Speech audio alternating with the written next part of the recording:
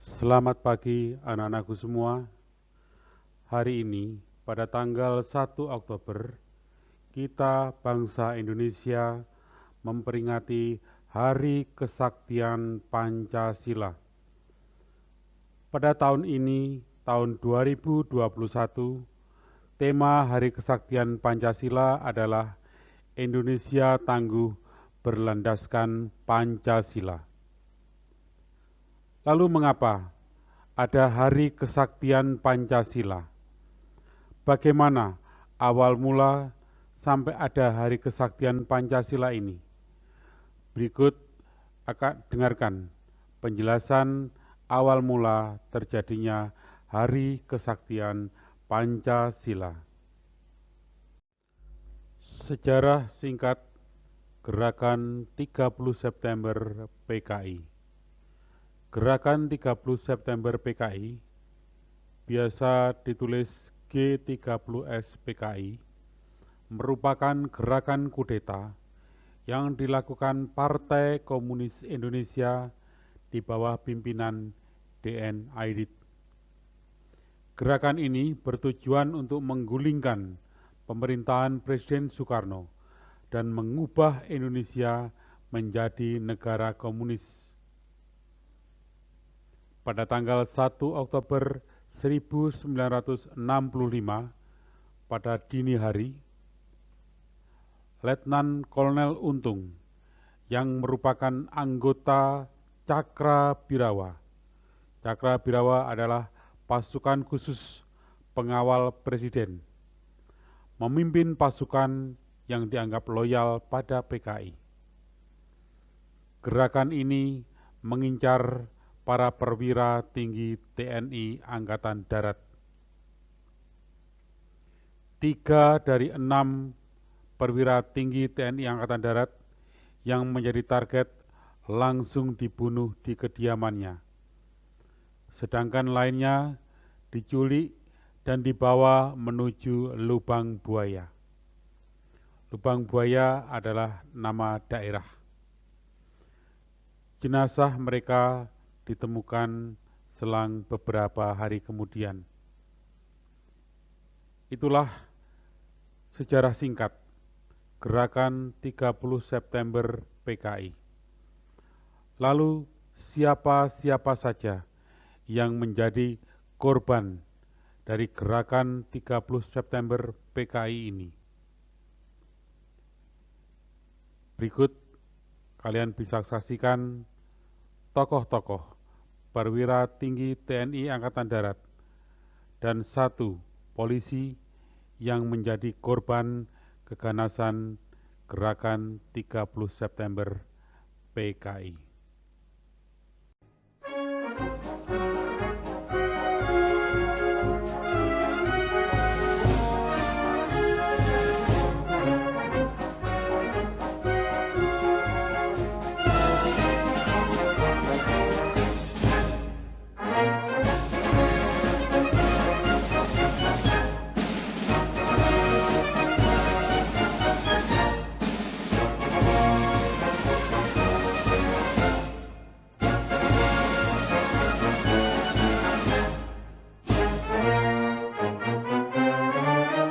Jenderal TNI Anumerta Ahmad Yani, lahir 19 Juni 1922 di Purworejo. Beliau merupakan Menteri Panglima Angkatan Darat yang ke-6, sebutan jabatan Kasad waktu itu, orang nomor 1 di jajaran TNI Angkatan Darat. Ahmad Yani adalah salah satu jenderal yang sangat menentang keberadaan faham komunis di tanah air, terutama setelah PKI menyatakan dukungannya terhadap pembentukan kekuatan kelima. Jenderal Ahmad Yani sempat berdebat sengit saat rumahnya yang sudah dikepung tentara PKI. Namun perdebatan itu justru membuat sang jenderal bersimbah darah karena ditembak oleh para tentara PKI. Kemudian jasad beliau dibawa dari tempat tinggalnya dan dikubur di Lubang Buaya.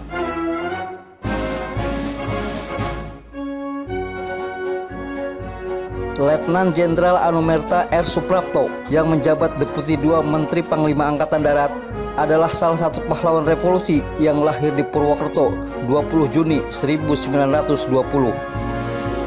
Beliau juga diculik dari rumahnya ke daerah Lubang Buaya dan tewas di tangan PKI.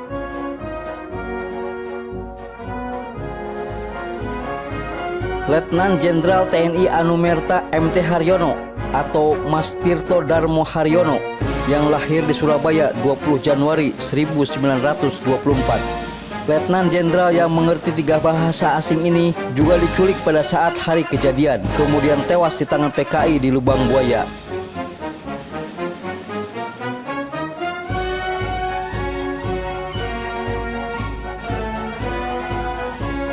Letnan Jenderal TNI Anumerta Siswondo Parman atau lebih dikenal dengan nama S. Parman adalah salah satu pahlawan revolusi Indonesia dan tokoh militer Indonesia. Lahir di Wonosobo 4 Agustus 1918. S. Parman yang menjabat sebagai Asisten 1 Menteri Panglima Angkatan Darat merupakan perwira intelijen yang dekat dengan PKI serta mengetahui kegiatan rahasia mereka. Namun S. Parman menolak saat ditawari bergabung dengan paham komunis oleh kakaknya Insinyur Sakirman yang merupakan petinggi PKI. Karena itulah beliau merupakan salah satu target dan meninggal di tangan PKI pada peristiwa Gerakan 30 September.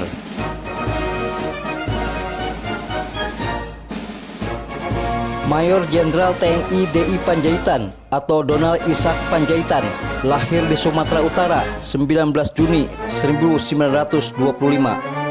Menjabat sebagai Deputi 4 Menteri Panglima Angkatan Darat.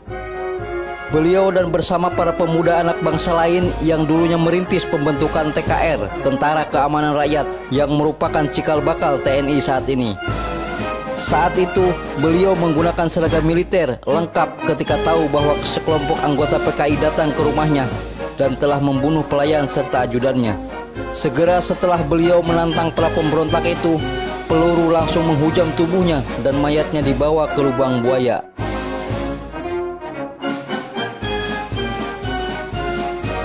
Mayor Jenderal TNI Sutoyo Siswo Miharjo lahir di Kebumen 23 Agustus 1922. Beliau juga diculik di rumahnya dan tewas di tangan PKI di Lubang Buaya.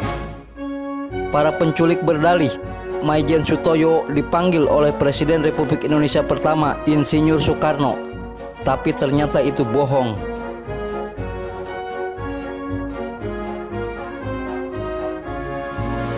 Brigadir Jenderal TNI Anumerta Katamso Darmo Kusumo lahir di Sragen 5 Februari 1923. Pada 30 September 1965, Brigjen Katamso sedang bertugas di Yogyakarta.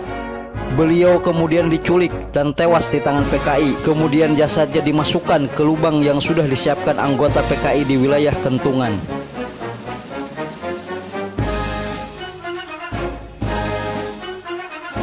Kolonel Anumerta R. Sugiono Mangunwiyoto lahir di Gunung Kidul 12 Agustus 1926. Kolonel Sugiono bersama Brigjen Katamso merupakan korban penculikan PKI di daerah Yogyakarta. Jasad keduanya dikuburkan pada lubang yang sama dan mayatnya diketemukan setelah 20 hari berlalu.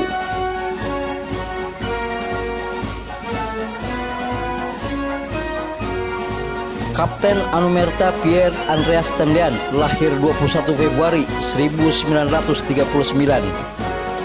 Kapten Pierre Tendian menjadi korban yang salah sasaran oleh PKI karena sasaran utama adalah Jenderal Besar TNI Purnawirawan Abdul Haris Nasution. Berkat keberanian Kapten Pierre Tendian yang mengakui dirinya sebagai Aha Nasution, sehingga Aha Nasution dapat lolos dari kepungan PKI. Kapten Pierre Tendian pun diculik dan tewas di kalangan PKI di Lubang Buaya.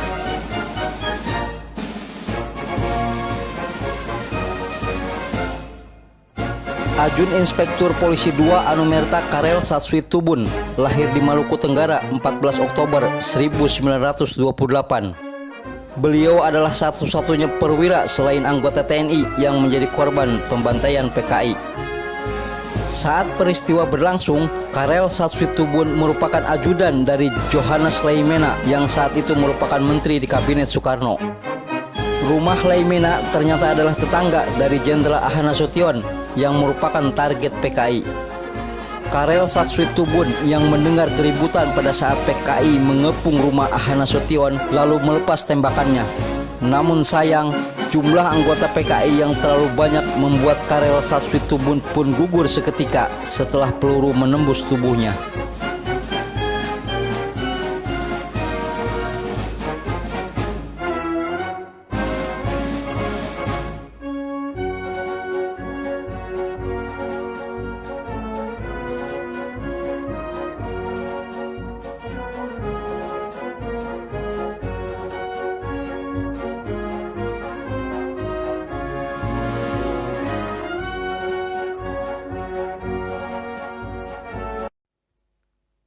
Selain dari para perwira TNI Angkatan Darat dan 1 polisi yang menjadi korban keganasan Gerakan 30 September, ada lagi sosok anak kecil usia 5 tahun, yaitu Ade Irma Suryani Nasution.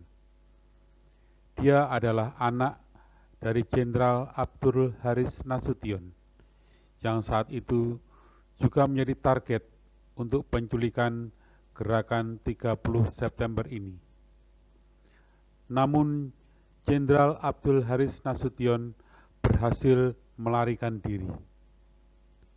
Tapi, menjadi korban adalah anaknya dari peluru yang seharusnya diserang kepada Jenderal Abdul Haris Nasution, sehingga mengenai anaknya yang saat itu berada dalam gendongan.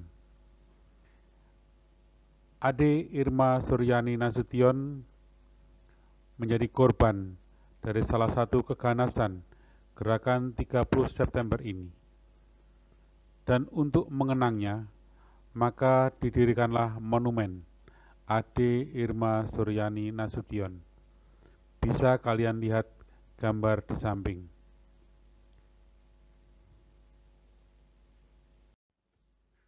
Pesan dari Pak Nadiem, Menteri Pendidikan kita. Pelaksanaan seluruh sila dalam Pancasila terlihat jelas selama pandemi dan penanganan efek COVID-19. Lewat momen peringatan 1 Oktober Hari Kesaktian Pancasila, bisa dilihat sangat banyak pahlawan Pancasila yang menjalankan aksi kemanusiaan dan berusaha lebih peka dengan lingkungan sekitar. Kalau melihat dengan seksama, kita bisa menyadari kesaktian Pancasila terus menjadi sejarah di generasi kita.